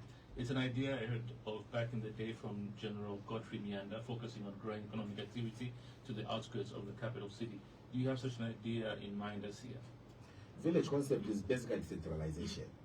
And you and I have been talking about centralization. We have said centralization is key. You might call it whatever name you want to call it, but the best way to do service delivery is to ensure that in Kasama they can get their passports. That is service delivery. The best way to ensure that they have got best hospitals, they should not only be UTH here, only in Lusaka. We should have another form of a UTH in a place like Kasama, in a place like Isoka, so that service delivery is enhanced. That is how the CF is going to work one in government. Okay, he or she says the second part of the question is, you speak well, but implementation of everything that you've spoken so well about also depends on the people who are around you. What guarantee do you have that your team comprises of people that carry the same passion and love for the country like you do? You know, I think one of the things where you can really extrapolate this from is the fact that these are people that have stood with the party in its ups and downs. We have gone through a lot. We have gone through a situation where we're getting number 0 in the elections to getting number thousands. They have never moved. When we got 20 votes, they never moved. They keep on going. And now these are people that are not in a hurry for currency or for money. And because of that quality, that is how you test leaders. Because of that quality, even when they come in government, their resilience which they have showed in opposition, they will still show it when we form government. Because character is like a pregnancy. You can never hide it. The problem that we have with the UPND and some other governments is because there are so many chances. People will just come, so they don't care when they get into government. But the training that our colleagues are getting, the Kasese Botas, the Professor Rupias, the Professor Chibangulas, the Faith Montalis, we've got a litany of leaders that have stuck with us all this time because they believe that we are going to make progress one day. A guy called one of the MCCs, Brian Chonya, was having a conversation with him just last evening, and he was telling you, President, get encouraged when you see a lot of attacks happening or coming to your way on social media, because it means now they are noticing you. Now, these are colleagues that have taken time to be with Harry Kalaba when he has been at his lowest and when he's getting there. All I can tell you, it's a question of time, and soon rather than later, we'll emerge triumphant. 22641. Hello, good morning. Good morning, what's your name? This is HH. If you like, formerly known as HH. Kabo tuwadala mwabuka buti? Mwalia? Following you on multiple platforms when you appear either on TV or on radio.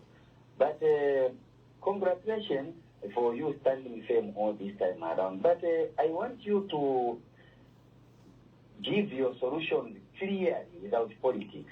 Yes, sir. You know, there are only three things that are affecting us, the poor in Zambia. Now, one is the high cost of living. Without politics, what are your solutions to the high cost of living? Please elaborate. Me, I'm going to do this and this to lower the cost of living. Second one is the fuel cost. Fuel cost is being high. In UNIT, the way it was, MMD failed to take it back to UNIT. PF failed to take it back to 11 quarters the way it was in MMD. They took it up, even now in PND. So what are your solutions? So that if you are going to try hard, you bring it at least the way it is now. Because I know if you win, it won't come back down. The third one is about electricity. What are your solutions to electricity? Are you going to improve the hydropower, or you are going to continue with these solar power plants this government has been trying to implement and try to bring in the country, so that we have permanent solution for load shedding, or you go for nuclear? Only no politics, please. Can you give your solutions on these three key issues? That's all, please. Don't tell no in MMD, in PF, inflation was like this, we can't compare now, because those are just defensive issues. What are your solutions now? Because things in PF, they were expensive than the way they were in MMD.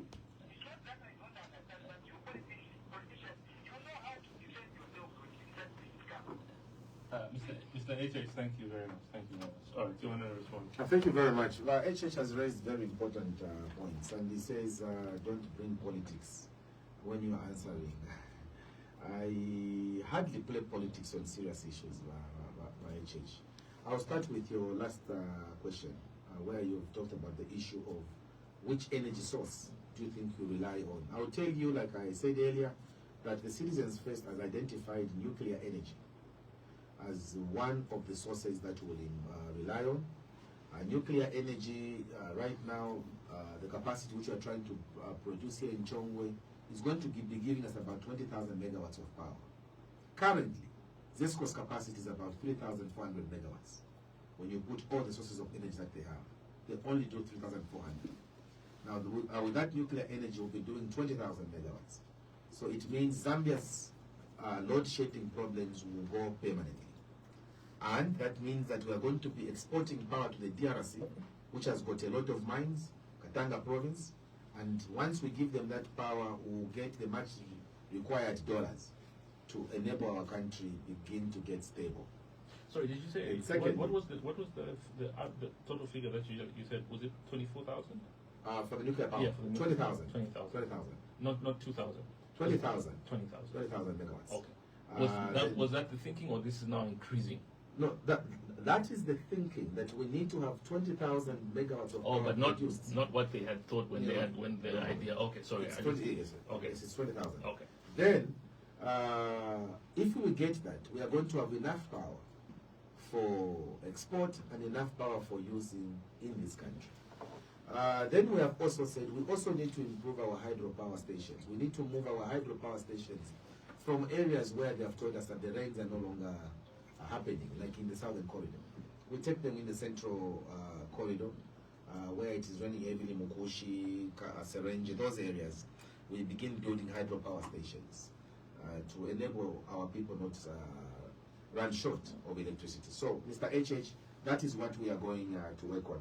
For solar, Solar can do only as much. It can, solar is also conditional. It depends on the weather for it to be effective. But these various sources of energy that you're talking about are going to be very effective. Then the other issue that you raised was the issue of petrol. You know, you talked about how are you going to help us with the issues of petrol. I've always said that petrol, if we built Indeni, and we have said Indeni has been shut. They said they were closing it for periodic maintenance. It has been shut permanently. Luchi, what we need to do now is to begin making Indeni become a refinery. We want to procure the hydrocarbon cracker to make Indeni a refinery, so that we stop pumping finished products into this country. Once you have a refinery, once you have Indeni which can store your fuel for some time, it means that you are able to absorb shocks, economic shocks that will come in the economy, because you have got your products stored. It will not be, it's like at a domestic level, Uchi. When you've bought your chickens, even if they increase chickens in the market, if you already bought 2 weeks ago and it's in the fridge, it will not affect you, whatever the market does, because you've already got your chickens already stored in the fridge. It is the same at national level. So CF and government will ensure that Indeni is recapitalized. We begin storing enough fuel in our country, so that we stop announcing every 2 weeks or every month. It must be every 6 months just to review the stocks, because a nation like Zambia should have stocks at least for 6 months. So our people's anxieties will be rested, because we'll have enough fuel done. The other issue is said, how will you reduce the cost of living? You know, the cost of living is intertwined. It is not something that you can say, I'm going to subsidize this, I'm going to subsidize, I'm going to subsidize this. The cost of living is as a result of the production levels that you are doing and the effect that they produce in the economy. We have already said on agriculture what we will do. We are going to make sure that the cost of production is made cheap, so that the end product is also cheaper. Once people can begin buying milling cheaply, it means the cost of living is getting lower. But also we talked about industrialization and the industries that will create. When people begin getting money, they begin earning for their living. It means they have got the purchasing power. They can go to shops and buy. You know, once they're able to buy, it means that the cost of living is being fought. But also remember, if you have brought in the issues of Indeni, you are storing fuel. It means that the fuel prices are not just going to be rising every month. You already have for 6 months, so it means the cost of living in that manner is arrested. So it is various factors that we will be working on that will arrest the cost of living. And of course, it is the issues of energy, which electricity, as well as fuel.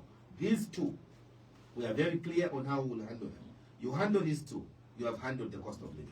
How long would it take to build a nuclear power plant whose capacity is 20,000 megawatts? 20,000. Look, it's not about how long it will be. A project, that's why we said, for the long term, the nuclear power plant project has to kick in. In the short term, we begin moving hydropower stations from the southern corridor to the northern corridor, where the rainfall pattern is not uninterrupted. But also, we look at hydropower stations like the one in Shuangandu, in Muchinga province. Those ones need to be upped from producing the 12 or 15 megawatts Shuangandu is or 20 megawatts they are producing. You up them by beginning to produce much more. The same with Msonda Falls in Wapula province. You up them so they begin producing much more. In that way, we are going to deal with the issues of electricity challenges. The reason I ask is I know in Kenya they're looking at also nuclear power plant with the same capacity, and they're thinking by 2040 we should be able to have that, and that's a very long. That's a long way. And that's why I was asking, how long would it take? How long it will take is not a problem. That's why you see we are delaying our own progress. It's a long-term project, okay, but we are delaying our own term. And leaders should never be thinking in short term. Yeah. We should always be thinking long-term, even when long gone back to the Lord. It is the effects that will remain for our children's children. People do plant bamboo trees, not for them to benefit from them, but they leave them for generations to come and enjoy their fruits. So for us as well, we are looking at long-term solutions to eradicate the challenges that we've been having with electricity in this country. We have seen that These short fixes are not working. Here you put Kamasola, you launch, there you launch Kamasola factory. At the end of the day, it's not affecting the people. But one thing is for sure, we will not sell electricity when Zambians don't have it. Okay. There was a conversation, I think it was sometime last year, that IDC was looking at signing a deal for a new petroleum refinery. Is that part of the refinery that you're talking about? Because what's the point of building another? Look, how do you talk about building another refinery when you already have a refinery that you need to up? For us as Citizens First, we'll focus on Indeni first. Because Indeni has got the capacity. But it's just that it's got obsolete equipment. Our machine is going Indeni and Koda. So when our machine Asuma, it will begin giving you the value for what it is. Before you even think of building something else, make use of what you have. Tetuwe muntu ukuli obutala. Obutala tawula isusha. Nakabi wafundu matambo kwa na bumbi obutala. Nomba wata wisushe uli. Ubole kulobo wala isusha. Chaka. So for us, we are systematic in what we do. Let Indeni first of all begin getting operational. Let it begin giving us value for money. You know, we are losing a lot of money. We are losing a lot of services as a result of pumping petrol and diesel straight from the ports of Beira and wherever. Because had Indeni been working, Lakaunda was very thoughtful about it. He knew, Utila, when you have an industry like Indeni working, you are going to create jobs for the people there. Look, we find petroleum gas, Ruchi, we are buying it from Indeni. Bitumen, we are not importing it. Amani Nikarama Roads, it was coming from Indeni. Why? Those are byproducts. Mavaslin, kerosene, you know, it was coming from. But number, you are importing even things you should not be importing as a country. And you are here telling us about the GDP now, they were posting it about 5 to 6% growth. How can you have economic growth of those figures when you're literally importing everything? Let's be serious. In terms of, I'm curious, why not solar? You didn't mention solar as something that you can add up upon. Solar, you mentioned nuclear and hydro, but not solar. No, I said solar it depends on the environment, on the weather, and so you don't want. But so does rain as well. Yeah, but you store that water and then you use the turbines to begin generating power. But for this, panels can only get so much and it's over. So it's not a very reliable source of energy. And for domestic consumption, it is only a selected few, privileged few that can use it. But like Ruchi, the rest will not afford it. Okay. I want to come. Just one last question about the 20,000 because it's a big number. I think that's why everyone has latched on this. What's the financing? Have you thought about what the financing would look like? Who would finance a project like this? Look, financing a project like that, I already told you that the Russian Federation, when we signed that agreement, they were ready to come into Zambia and begin financing that kind of a project. When I was foreign minister, I attended the summit, AU summit, head of state and government summit in Addis. And we were talking about the great Inga Dam in the DRC Congo. Africa has been struggling with issues of electricity. And so when I came back and I said, look, if they will be creating the great Inga Dam in the DRC Congo, why can't Zambia have its own capacity to produce such kind of power? And they agreed. They said, okay, let's go. So Musiska and I went to Russia and told them, look, why don't we have you, the Russians, do this kind of things for us? It will be able to supply a population of Comesa, population of Sadik, a population of the Great Lakes region, because this is a great market for us. That project is not only for Zambia, it is for the region. And once we have regional projects like that, Zambia is now taking strides in economic direction and development, as opposed to always going to Mozambique, give us. So there was a bilateral agreement. There is a bilateral agreement. In fact, the Russians went further. They began even training our young guys who are good in sciences. They began going to Moscow to learn nuclear science and get qualified. So all that thing has come to a halt. We come into government, we need it. And I do not care. If it will finish after 10 years, long after I'm gone, it is okay. But the generations coming after we have left should be able to say they were leaders who thought of the future. Okay, 3 last questions. Chileko asks about FISIP. Chileko says that he thinks or she thinks that it's an expensive subsidy. Maize production should be left to commercial farmers. I think I told you already that the best way to subsidize maize is to subsidize production. And that is, and Chile was speaking the same language I'm speaking. Subsidize production, make fertilizer cheaper. How do you make it cheaper? Begin producing fertilizer within here. And that's why Wakaunda had NCZ. Wakaunda understood that to make meal affordable, NCZ needed to be proactive. You know, once the farmers get fertilizer cheaper, once they get the seed cheaper, it is easy for meal to become cheaper. And I think that is the area we need to look at. How do we make production cheap? And instead of subsidizing the end product, that is not the way you do it. You subsidize production, make production cheaper, and then the maize, the bag of meal will eventually be cheaper itself. Okay. Someone that you should know very well, Francis John, Citizens First, Mkushi North constituency. Yes. Yeah. He says, please ask him about debt swap for civil servants. Okay. Thank you very much, Honorable Sichuan. The debt swap for civil servants is on course. When we come into government, we have said that the civil servants are so stressed. If they are weak, it's because they have got a lot on their mind. Civil servants. And we have said we have to begin afresh.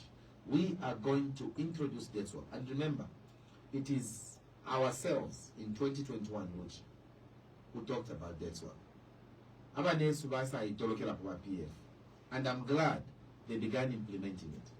But by UPND, they discarded it. When CF comes into government, Mr. Sichon, we are going to reintroduce debt swap. We want our civil servants to be absorbed out of those ones.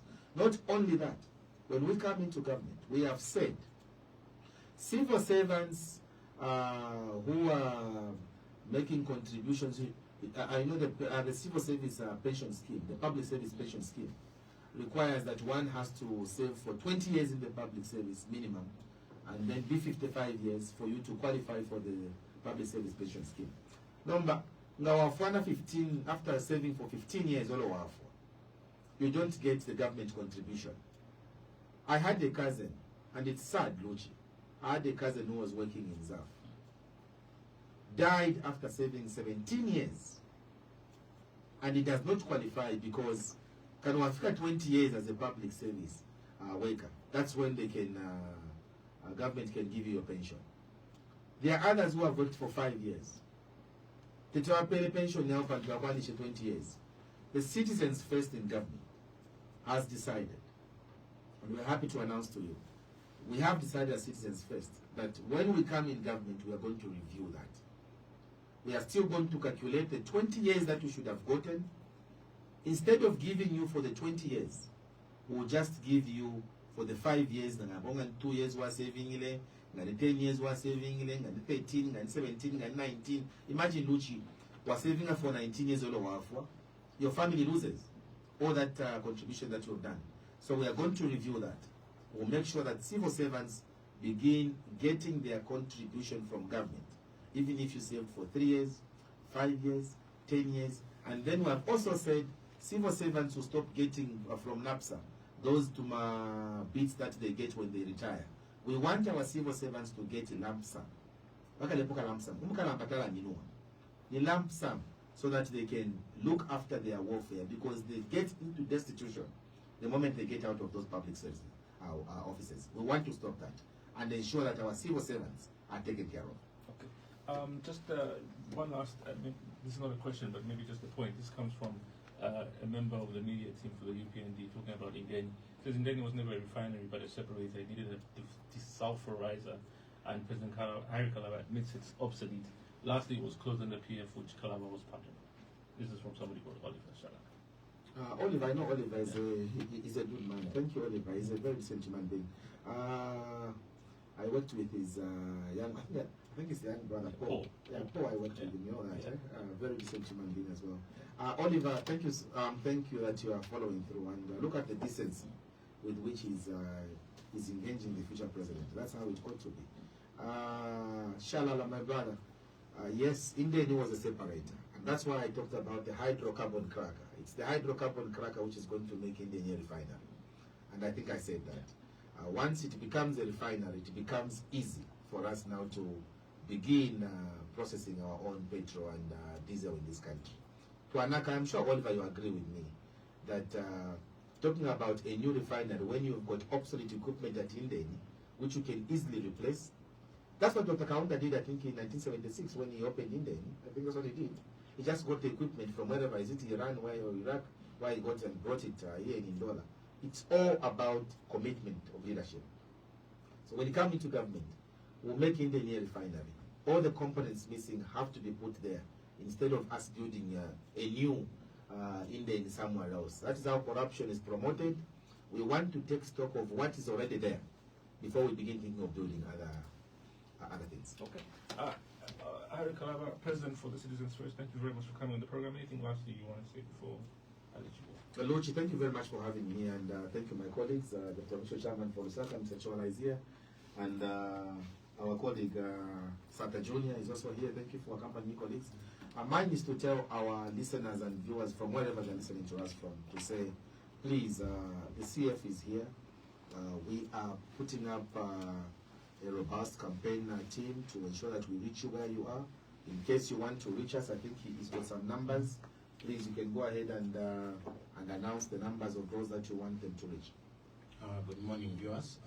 I'm Chola. My numbers are 0977 36 6107 or 977 36 6107.